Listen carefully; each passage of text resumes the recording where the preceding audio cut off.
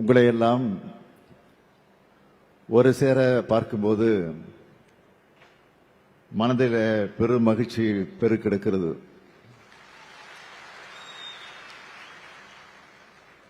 நம்முடைய திராவிட மாடல் ஆட்சி பற்றி நாம் சொல்வது எல்லாருக்கும் எல்லாம். அதற்கு எடுத்துக்காட்டுதான் இந்த விழா. எல்லாருக்கும் எல்லாம்னு நாம சொல்றது வெறும் வாய் வார்த்தைக்காக அல்ல,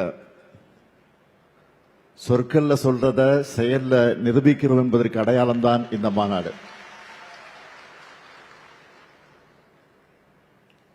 உண்மையான ஆன்மீக அன்பர்களும் இறை பற்றாளர்களும் விரும்பக்கூடிய அரசுதான் திராவிட மாடல் அரசு. இந்த மாநாட்டை பார்க்கும்போது பலருக்கு வியப்பாக இருக்கலாம், ஏன் சிலருக்கு எரிச்சல் கூட வரலாம். கிராம கோயில்களில் பணியாற்றுகிற கிராம பூசாரிகளான நீங்களும் இந்த சமுதாயத்தில் ஒரு அங்கம்தான். உங்களுடைய வாழ்விலும் விடியல் ஏற்படணும் என்ற எண்ணத்தில் தான் நம்முடைய அரசு தொடர்ந்து செயலாற்றி வருகிறது. இன்னும் சொன்னா, இந்த மண்ணில் வாழுற பெரும்பான்மையான மக்களுடைய உரிமைகளை நிலைநிறுத்தின திராவிட இயக்கத்தோட உணர்வை நம்ம அரசுல தான் நிலைநாட்டி இருக்கிறோம். ஒரு காலத்தில் கோயில் இருக்கிற தெருக்கள்ல கூட பலரால் நுழைய முடியாத நிலைதான் இருந்துச்சு. அதை மாற்றி இன்னைக்கு கோயிலுக்குள்ள எல்லா மக்களும் வரலாம், அனைத்து சாதியினரும் அர்ச்சகராகலாம், அன்னை தமிழில் அர்ச்சனை செய்யலாம்னு மாற்றி இருக்கிறோம். இந்த மாற்றம்தான் நாம் விரும்புகிற சமூக முன்னேற்றம். இதைத்தான் உண்மையான இறை பற்றாளர்களும் விரும்புவாங்க. இறை நம்பிக்கையை பொறுத்த வரைக்கும் திராவிட முன்னேற்ற கழகத்தோட நிலைப்பாடு என்பது ஒன்றே குலம் ஒருவனே தேவன் என்று திருமூலர் சொன்ன வழிதான் என்று பேரறிஞர் அண்ணா சொல்லி இருக்கிறார். அதே போலதான் தலைவர் கலைஞர் அவர்களும் கோயில்கள் கூடாது என்பதல்ல, அவை கொடியவர்களின் கூடாரமாக ஆகிவிடக் கூடாதுன்னு சொல்லி இருக்கிறார். அந்த வழியில தான் அனைவருக்கு மதிப்பளிக்கும், அனைவரது மாண்பையும் காக்கும், அனைவரது உரிமைகளையும் பாதுகாக்கும் துறையா நம்முடைய அறநிலையத்துறை செயல்பட்டு வருது. இன்னும் சொன்னா, கடந்த ஆட்சி காலத்தில் அறநிலையத்துறை அமைச்சர் யார் என்பது கூட மக்களுக்கு நினைவில் இருக்காது. ஆனால் இப்போ தமிழ்நாட்டில் இருக்கிற யாரை கேட்டாலும் நம்ம சேகர் பாபாவுடைய பேரை பளிச்சுன்னு சொல்லுவாங்க. அந்த அளவுக்கு நாள்தோறும் ஏதாவது ஒரு விழா, ஒரு கோயிலை புதுப்பிக்கிறதுன்னு அவர் செஞ்சுக்கிட்டே இருக்கிறாரு. இன்னும் பெருமையா சொல்லணும்னா, நான் அதிகமா எந்த துறையோட நிகழ்ச்சிகளை கலந்துகிட்டேன்னு யாராவது கேட்டா இந்து சமய அறநிலையத்துறை நிகழ்ச்சியில் தான் உடனே பதில் சொல்லிடலாம். அந்த அளவுக்கு சிறப்பா வேகமா செயல்படுகிறார் நம்ம சேகர் பாபு அவர்கள். அறநிலையத்துறை சார்பில் செய்யப்பட்டிருக்கக்கூடிய சாதனைகளோட சில புள்ளி விவரங்களை இப்போ தலைப்புச் செய்திகளா நான் சொல்ல விரும்புறேன். தமிழ்நாட்டில் வரலாற்றிலே இல்லாத அளவுக்கு நம்ம அரசு பொறுப்பேற்ற 1759 நாட்கள்ல 4335 கோயில்கள்ல திருப்பணிகள் மேற்கொண்டு குடமுழுக்கு நடத்தப்பட்டிருக்கு. அனைத்து சாதி அர்ச்சக திட்டத்தின் கீழ 29 அர்ச்சகர்களை பணி நியமனம் செஞ்சிருக்கிறோம். 12 பெண் ஓதுவார்கள் உட்பட 46 ஓதுவார்களை பணி நியமனம் செஞ்சிருக்கிறோம். தமிழ்நாடு அரசு பணியாளர் தேர்வாணையம் மூலமா இந்த துறையில 813 நபர்களுக்கு பணி நியமன ஆணைகள் வழங்கப்பட்டிருக்கு. நீண்ட ஆண்டுகளாக நிலுவையில் இருந்த 946 அலுவலர்களின் பதவி உயர்வு வழங்கப்பட்டிருக்கு. அர்ச்சகர்கள் மற்றும் பணியாளர்கள் ஓய்வூதியம் 5000 ரூபாயாகவும் அவர்களது குடும்ப ஓய்வூதியம் 2000 500 ரூபாயும் உயர்த்தி 2500 ரூபாயும் உயர்த்தி வழங்கியிருக்கிறோம்.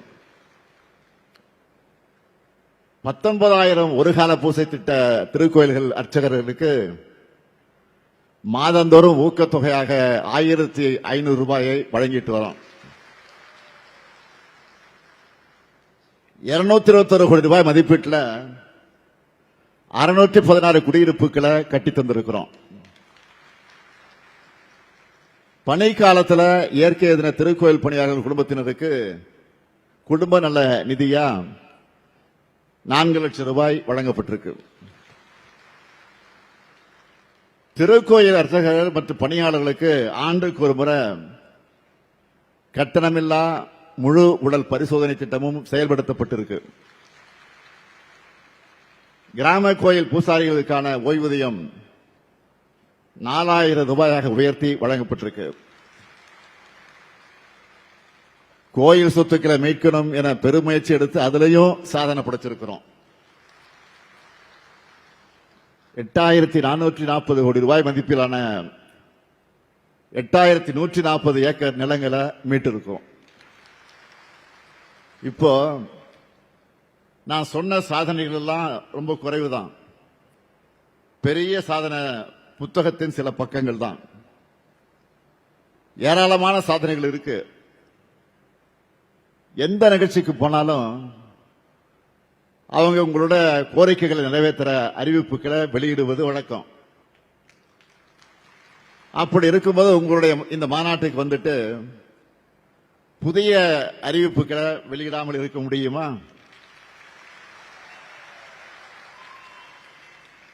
அதனால பூசாரிகளுடைய நலனுக்காக 11 புதிய அறிவிப்புகளை வெளியிட விரும்புகிறேன். முதலாவது அறிவிப்பு, ஒவ்வொரு ஆண்டும் தமிழர் திருநாளாம் பொங்கல் திருநாளுக்கு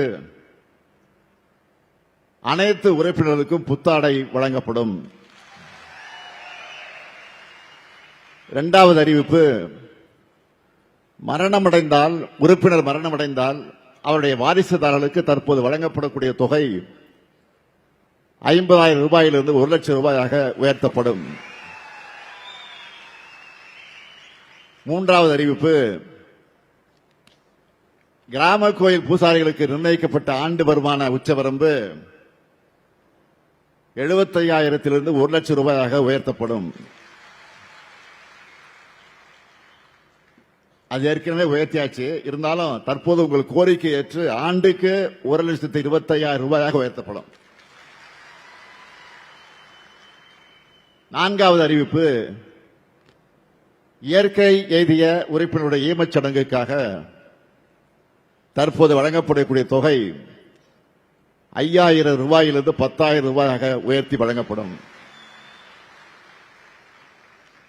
ஐந்தாவது அறிவிப்பு, பக்கத்தில் இருக்க பெரிய திருக்கோயில்கள் மூலம் ஆண்டுதோறும் 500 பூசாரிகளுக்கு தேர்ந்த பயிற்சியினர்களை கொண்டு புத்துழை பயிற்சி நடத்தப்படும். ஆறாவது அறிவிப்பு, தற்போது பூசாரிக்கு 3000, பூசாரி மகன் 3000, மகள் 5000 என திருமணத்திற்கு வழங்கப்படும் நிதி உதவி மேலும் 1000 ரூபாய் உயர்த்தப்படும். ஏழாவது அறிவிப்பு, பூசாரிகளின் மகளுக்கு தற்போது வழங்கப்படக்கூடிய பள்ளி கல்வி நிதி உதவி மேலும் 1000 ரூபாய் உயர்த்தப்பட்டு 2000 மற்றும் 2500 ரூபாயாக உயர்த்தி வழங்கப்படும். எட்டாவது அறிவிப்பு, பூசாரிகளின் மகன் மகளுக்கு தற்போது ஒவ்வொரு கல்வியாண்டும் வழங்கப்படும் இளநிலை முதுநிலை பட்டப்படிப்பு நிதி உதவி ஆண்டுக்கு மேலும் 2000 ரூபாய் உயர்த்தப்படும். ஒன்பதாவது அறிவிப்பு, பூசாரிகளின் மகன் மகளுக்கு தற்போது ஒவ்வொரு கல்வியாண்டு வழங்கப்படும் தொழில் சார்ந்த இளநிலை முதுநிலை பட்டப்படிப்பு நிதி உதவி ஆண்டுக்கு மேலும் 2000 ரூபாய் உயர்த்தப்படும். 10வது அறிவிப்பு, பூசாரிகளின் மகன் மகள் தொழிற்பயிற்சி நிலையத்தில் பயில ஆண்டுக்கு மேலும் 1000 ரூபாய் உயர்த்தி வழங்கப்படும். 11வது அறிவிப்பு, உறுப்பினர்களுக்கு மூக்கு கண்ணாடி வாங்க தற்போது வழங்கப்படும் 500 ரூபாய் நிதி உதவி 1000 ரூபாயாக உயர்த்தி வழங்கப்படும். மகிழ்ச்சியா?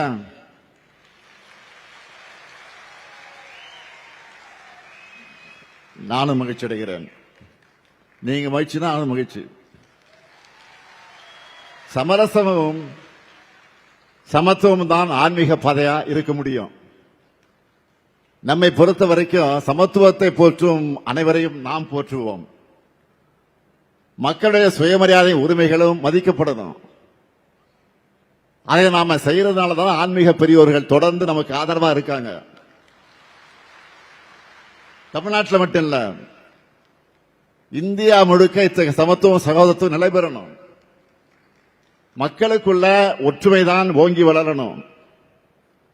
மக்களை பிரிக்க நினைக்கிற கும்பல்களை அடையாளம் கண்டு புறக்கணிக்கணும். இங்க வந்திருக்கக்கூடிய பக்தர்களுக்கும் ஆன்மீக அன்பர்களுக்கும் திருக்கோயில் பணியாளர்களுக்கும் கொடுக்கிற வாக்குறுதி என்பது, உங்கள் நலன் காக்க இந்த முத்துவேல் கருணாநிதி ஸ்டாலின் இருக்கேன். உங்கள் ஆதரவோடு திராவிட மாடல் ஆட்சி தொடரட்டும். தமிழ்நாடு வெல்லட்டும். வெல்வோம் ஒன்றாக. நன்றி, வணக்கம்.